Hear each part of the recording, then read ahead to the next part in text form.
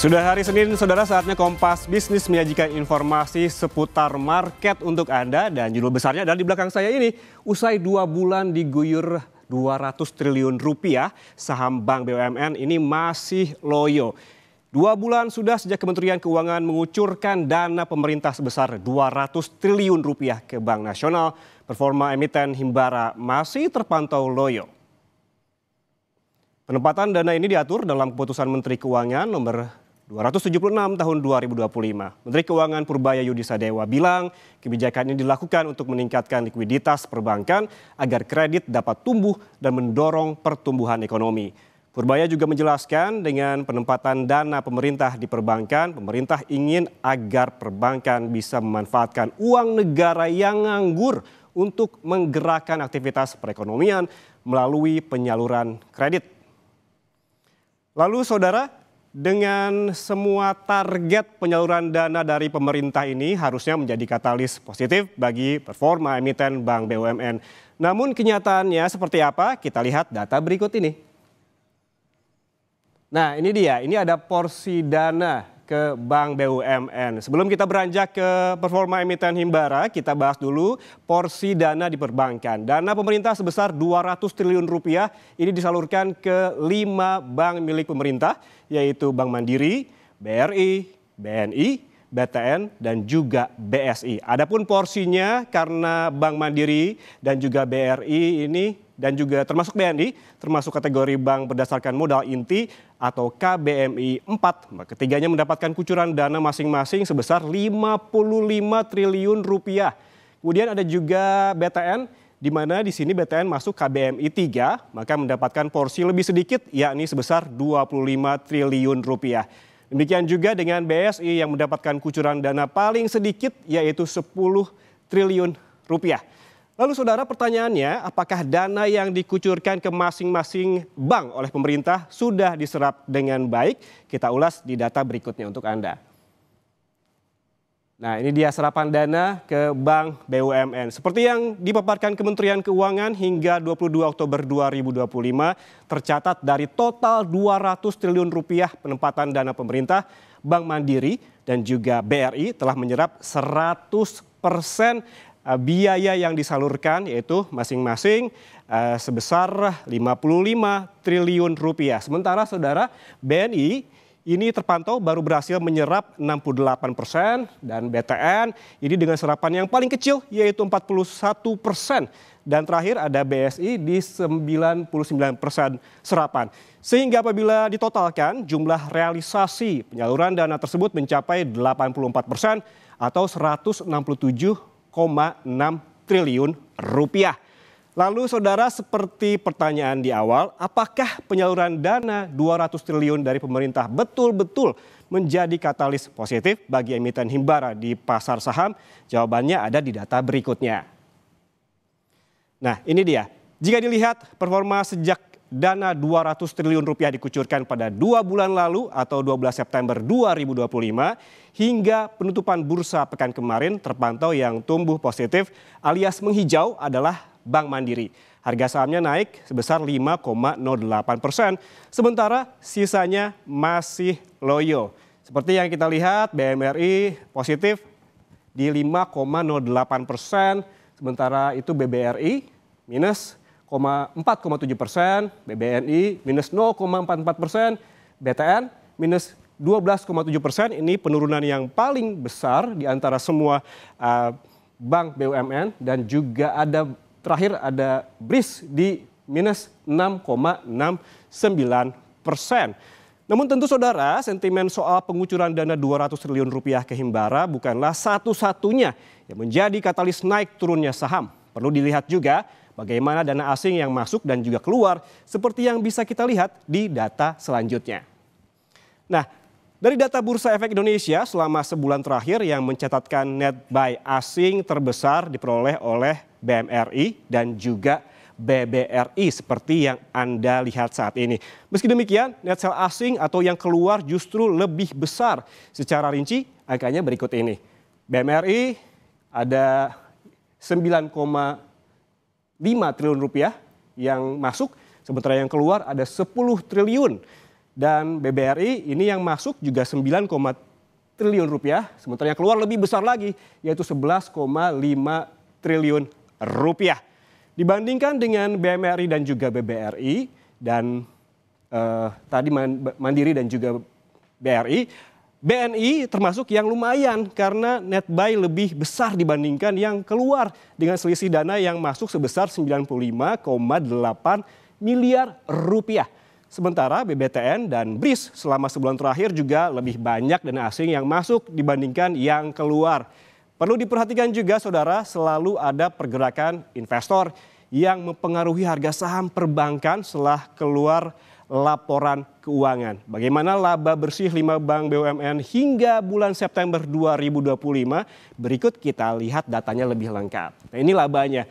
Hingga September 2025, Bank Mandiri mencatatkan laba bersih sebesar 37,7 triliun rupiah, turun 10,25% secara tahunan di periode yang sama tahun 2024, sebesar 42,01 triliun rupiah. Hingga kuartal 3 2025, BRI juga mengalami penurunan laba sebesar 9,01% secara tahunan. BRI mencetak laba 41,23 triliun rupiah tahun lalu di periode yang sama sebesar 45,36 triliun rupiah. Laba bersih BNI juga turun saudara, ini sebesar 7,32% pada September tahun ini dengan besaran 15,12 triliun rupiah. Sementara September lalu mencatatkan laba sebesar 16,42 triliun rupiah. Berbeda dengan 3 bank sebelumnya, ini BTN dan BSI justru mencatatkan pertumbuhan laba secara tahunan pada September tahun ini yang masing-masing tumbuh ini sebesar 10,6% dan juga 9,04%. Dan saudara, apalagi sentimen yang membuat emiten Himbara di pasar saham Indonesia masih loyo? Apa penyebabnya? Dan apakah ini saatnya borong atau tahan dulu? Susah jeda, Kompas Bisnis akan kembali untuk Anda. Saudara, soal saham Bank BUMN yang masih loyo, kita bahas dengan Praska Putrianto, CEO Advisor Provina Visindo untuk membahas kinerja saham Bank BUMN lebih lengkap lagi. Mas Praska, selamat pagi. Ya, selamat pagi. Ya. Mas Praska, ini mengapa ya kebanyakan saham perbankan ini masih loyo padahal terpantau IHSG sudah menyentuh all time high pada pekan lalu? Ya, baik. Jadi kalau kita lihat kinerja saham perbankan itu relatif bisa dikatakan masih wait and see ya secara pergerakan. Karena kalau kita lihat kan sini kan rilis data kinerjanya per kuartal 3 ini mayoritas mengalami perlambatan. Contoh misalnya Bank Mandiri, Bank BRI, dan juga Bank BNI ya, itu sama-sama mencatatkan perlambatan pertumbuhan penjualan dan namun mengalami penurunan pencatatan laba ya. Jadi laba operasional maupun laba bersih mengalami penurunan dibanding periode sama tahun lalu. Nah, meskipun demikian, harga saham dari bank-bank persero tersebut, bank BUMN setelah sentimen diguyur likuiditas ya dari Menteri Keuangan, itu saham-saham Bank Himbara mulai melonjak ya, di antara seperti BRI, Mandiri ya, dan juga BBNI itu dalam 1 bulan terakhir sudah mencatatkan kinerja bahkan di atas 5%. Bahkan kalau kita bicara BNI dan Bank Mandiri naik lebih dari 10%. Seperti itu. Nah, jadi saham perbankan yang masih loyo ini menurut saya secara kumulatif memang tampaknya belum terlalu terangkat ya. Nah, jadi membuat bisa dikatakan untuk kinerja ke depannya saham perbankan ini berpeluang untuk kembali naik karena secara valuasi dan juga secara prospek kinerja dengan sentimen rilis likuiditas tersebut sekitar 200 triliun yang serapannya sudah hampir 100% ya kalau kita bicara di Mandiri dan BRI, itu membuat prospek kinerjanya akan kembali meningkat di akhir tahun ini. Oke, selain Bank Mandiri, Bank Himbara lainnya juga ini terpantau selama 2 bulan terakhir ini minus begitu di pasar saham. Mungkin ini bisa ditayangkan grafisnya terkait dengan performa kinerja saham BUMN selama 2 bulan terakhir. Terpantau begitu Bank Mandiri selama 2 bulan ini positif ataupun bertumbuh begitu sebesar 5,% lebih begitu. Menurut Anda apakah uang ataupun dana pemerintah sebesar 200 triliun yang telah dikucurkan ke Bank BUMN ini menjadi katalis positif yang kuat untuk mengerek saham, atau sebaliknya karena memang hingga saat ini terpantau masih loyo. Kemudian apabila demikian, sebetulnya sentimen apa saja yang mempengaruhinya? Baik, jadi kalau saya melihat ya, memang katalis pertama yang membuat saham-saham Bank Himbara, contohnya misalnya BRI Mandiri ya, dan BNI itu melonjak tentu saja karena guyuran likuiditas tersebut dari sebesar 200 triliun. Hmm. Namun sedikit melambat karena rilis kinerjanya yang kurang memuaskan menurut saya. Oke. Jadi masih mengalami perlambatan. Tapi yang menjadi katalis positif adalah kita melihat cara data makro dulu ya. Data pertumbuhan penyaluran kredit atau loan growth kita itu tampak mulai membaik. Dari Juli yang mentok di sekitar 7%, sekarang di September sudah mulai 7,7. Dan kalau tidak salah berbarengan dengan persetujuan pencairan untuk likuiditas tersebut di bulan September. Jadi harapannya di bulan Oktober sampai Desember nanti di akhir tahun ini harusnya dengan adanya kucuran likuiditas tersebut yang difokuskan pada bank-bank himbara ya, yang diharapkan menjadi motor penggerak Hmm. pertumbuhan kredit, itu bisa meningkatkan performa emitennya yang mana sampai rilis per Q3 masih kurang bagus. Jadi otomatis nanti dampaknya ke depan adalah ke arah kinerja Oke. harga saham yang harusnya bisa mengalami window dressing di nanti bulan Desember seperti itu. Oke. Oke, seperti yang tadi Mas Praska sebutkan ataupun bahas terkait dengan laporan keuangan yang sudah dirilis di kuartal ketiga terkait dengan laba Bank BUMN hingga September, ini juga turun secara tahunan kecuali BTN dan juga BSI. Apakah ini menurut Anda menjadi katalis utama terkait dengan kinerja saham Bank BUMN di pasar saham? Ya, jadi kalau saya lihat sebenarnya positif positifnya catatan laba dari BTN dan BRIS ini memang menjadi harapan jangka pendek ya, karena kalau kita bicara bank-bank seperti BTN dan juga BRIS ini kan masih relatif secara kinerja itu masih sideways ya kalau saya bilang Hmm. ya, dari dalam jangka pendek menengah seperti itu, sehingga dengan positifnya catatan di kuartal 2 dan 3 ini bisa mendorong kenaikan harga saham dari BTN dan juga BRIS itu sendiri, yang mana kalau BRIS ini bahkan secara year to date pun masih negatif ya. Hmm. Tapi kalau BBTN sepanjang year to date itu sudah positif, bahkan yang dari 5 bank himbara termasuk BRIS ya, itu cuma BBTN dan BBNI yang secara year to date sudah positif, sementara BBRI, Bank Mandiri dan BRIS masih negatif seperti itu. Oke, melihat trennya secara year to date dan juga banyaknya katalis, termasuk katalis positif dan juga negatif, menurut Anda saat ini harga saham Bank Himbara di market begitu, menurut Anda bagi investor saatnya untuk borong atau justru tahan dulu? Buat saya masih optimis waktunya untuk memborong. Kenapa? Karena satu, catatan saya dari investor asing sudah mulai melirik, banyak mencatatkan net buy ya. Sebagai contoh, kalau dari catatan saya ini kita bicara Bank BRI pun sudah dalam sekitar 1 minggu terakhir tuh sudah tercatat surplus net buy asing ya. Demikian juga untuk kita bicara Bank Mandiri sudah net buy asing sekitar 1 minggu terakhir 318 miliar ya di pasar Hmm. reguler. Artinya sudah mulai ada nih fund flow asing, termasuk juga tentu ke bank-bank lainnya, nggak cuma pada Bank Himbara ya, misalnya BBCA dan bank-bank swasta yang cukup besar lainnya. Hmm. Artinya outlook positif buat sektor perbankan sudah meningkat. Tapi dengan adanya peningkatan tadi kucuran likuiditas difokuskan pada Bank Himbara, tentu saja ini menjadi menurut saya cukup seksi ya ke prospek ke depannya di tengah valuasi yang masih menarik. Contoh misalnya BNI, BRI, ya kan, dan Bank Mandiri ini masih masih atraktif, masih single digit PE ratio Mhm. dan juga prospek kinerja yang bagus, sehingga waktunya buat saya tuh untuk bisa mengakumulasi serta dividen yield dan juga masih atraktif, kira-kira seperti itu. Oke, kalau kita melihat, bisa dijelaskan lebih detail Mas Praska terkait dengan key statistik dan juga fundamental dari masing-masing bank BUMN?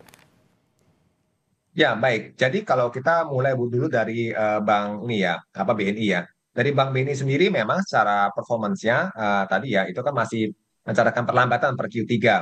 Namun hal ini menurut saya sudah terefleksi dari koreksi harga saham Bank Persero kemarin ya, yang sampai cukup dalam ya, rata-rata di atas lebih dari 20% kalau saya hitung dari titik tertinggi ya seperti itu. Namun dengan adanya suntikan likuiditas tersebut ya, dari bulan Oktober pertengahan itu mampu bangkit lagi nih hampir semua bank himbara ya, termasuk BBNI juga, naik lebih dari 10%. Contoh kalau BBNI dari 3.800 sampai 4.500 dan itu masih ada peluang kenaikan. Dan secara statistik tadi namanya valuasi istilahnya, Bank BNI itu masih single digit PE ratio masih sekitar 8,24 kali dan book value masih price to book value masih sekitar 0,97 kali. Artinya secara daya tarik valuasi masih menarik, secara fundamental dan juga cara kinerja harga saham masih belum banyak terapresiasi. Demikian juga kalau saya lanjut kepada Bank BRI ya, Bank BRI juga sama kondisinya seperti Bank BNI dan juga Bank Mandiri ya, di mana per atau 2 dan 3 ini mengalami perlambatan. Tapi tetap secara valuasi juga masih positif, di mana Bank Mandiri PE ratio masih sekitar 7,7 kali, ya kan, dan juga harga sahamnya pun masih bisa dikatakan belum mencatat kinerja positif ya sepanjang year to date. Artinya masih bahkan minusnya paling dalam Bank Mandiri ini, minus 16%. Artinya ada peluang kenaikan lebih lanjut daripada Bank Mandiri sendiri. Plus tadi Bank BRI yang terakhir, menurut saya di sini juga secara year to date kan juga masih minus ya 2,45%, dan valuasi juga masih cukup relatif atraktif meskipun sudah tidak single digit lagi, tapi masih sekitar 10 kalian. Artinya kalau kita compare dengan performa rata-rata jangka panjang, Bank BRI ini masih menarik dan juga dividen yieldnya yang cukup tinggi di atas apa namanya 5%. Jadi ada Bank Mandiri, Bank BRI itu dua saham Bank Himbara yang mempunyai dividen yield statistiknya yang cukup atraktif yaitu di atas 5%. Bahkan terakhir kalau tidak salah Oke, saya lihat di sini Bank BRI masih di atas sekitar 9% untuk 8,5% oke, untuk oke. dividen yield ya. Mas Praska, terakhir singkat saja, Ya, hingga akhir tahun ya. bagaimana proyeksi Anda terhadap harga saham Bank BUMN? Apakah berpotensi naik seiring dengan target Menteri Keuangan agar IHSG to the moon ke 9.000?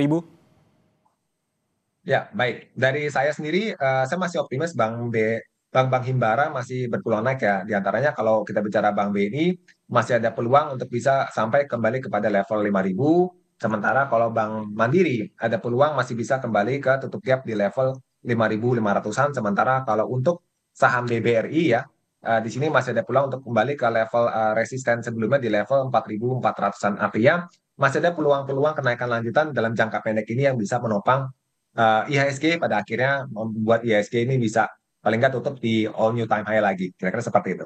Oke, berarti ruang tumbuh bagi saham-saham Bank BUMN ini masih ada begitu ya, sehingga memang seperti Mas Ya, Praska bilang tadi, apabila ingin borong juga memang masih menarik begitu meskipun valuasi ya, ataupun ada perlambatan begitu dan secara statistik juga terbilang masih menarik begitu ya.